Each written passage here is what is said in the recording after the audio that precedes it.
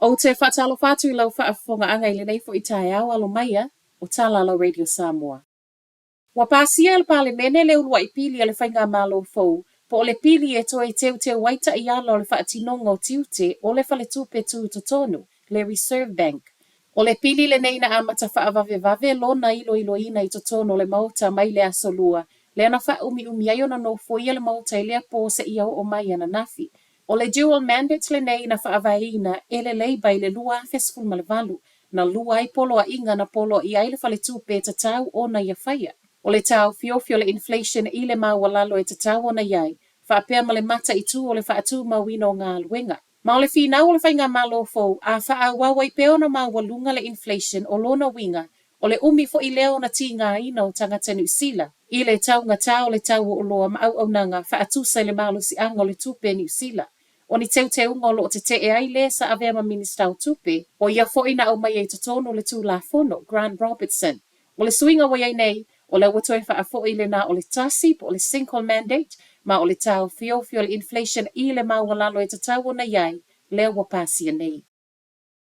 Wa le ai mai le malo I le tau lo sanga le Kiwi Rail, tasi tesi whaafitu piliona wha au popo, le ana toe aisi e le pūlenga ia wha le iaiva a whioa I le Sami, a le Inter-Islander. Ma o le fuafuanga o loo iai, e sui ai va au loo whioa I whaonga I le tiso anga I va e whaonga lua I le tiso male I le tise. O au nanga nei na malie ma iai le whainga malo whaato a umatu. Na te toto ngia se vaenga I lalo tuunga. Peitai, mai le minister o tupe Nicola Willis, a o iai le mana o le malo ia wha le leia le Cook Strait Connection, o lea to I titi whaato luina le tau o le polo keti. Talu mai le lua fesfulu ma le valu I le mawalunga e tolu piliona.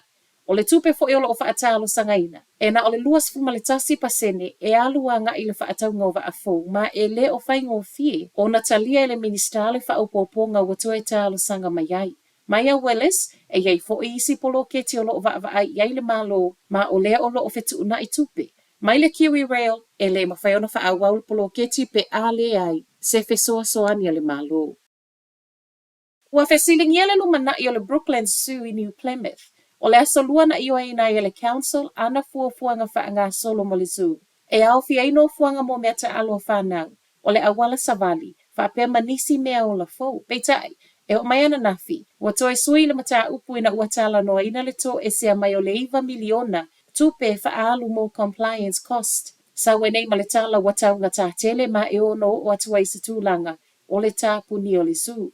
Ai mai le pule nu ua ia wha manatu I councillors, le tā ua I tangata o le community o le zoo. Ma o loo atangia mai saunoanga Neil Hodem, e le o mana o ea nga I tala noanga I le tapuni o le zoo. E umane whanotanga wana nafi, o loo ta oto se ito e whainoa I le council, ma a matatu sia wha maumau ngai ave I tua. E fe siling iai tangata lau tele le masino Februari, wha moe ai e tatauna mausali se wha ai unga, ai e le itu uina I tutono fuafuanga se fulu tausanga le council, le e wha ai loe le masino Juni o le lua whelua wha.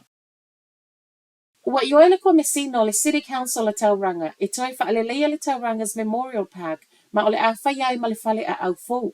Se lau lima sfulutolu, tesi lua 5 miliona le tau ato o le ngā luenga.